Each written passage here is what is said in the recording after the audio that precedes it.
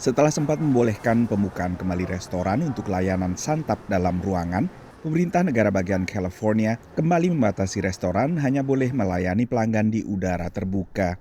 It's very hard to definitely see the transitions that we've had to go through. We've gone through opening to closing to opening, and it's just been kind of honestly an up and down spiral of emotion. Since we reopened, unfortunately, our sales dropped by 80%. And we spend a lot of money to reopen the restaurant, which is a lot of hand sanitizer station, wipes to clean the table, which they very expensive compared to the towels that we used to clean. Bukan hanya restoran yang kembali diperketat pembatasannya. Keputusan gubernur ini juga membatasi kegiatan di tempat ibadah, salon, dan pusat kebugaran.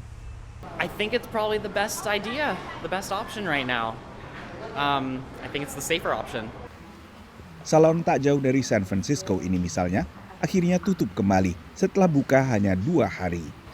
They could close the businesses, which are going to hurt salon owners like myself, but the stylists, the hairdressers, the barbers, they are going to continue to do hair. So it's going to be backyard beauty, it's going to be kitchen beautician, it's going to be on location, and that worries me more because it's not a controlled environment. Pengetatan kembali PSBB ini memukul harapan pemilik UMKM untuk kembali bangkit setelah tutup atau beroperasi terbatas selama berbulan-bulan.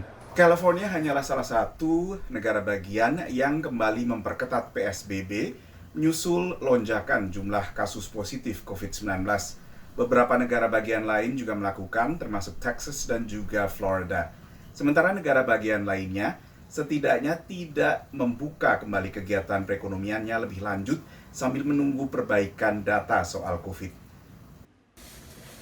Di Arizona, lonjakan kasus positif COVID begitu tinggi hingga rumah sakit setempat hampir penuh pada angka 90% kapasitas.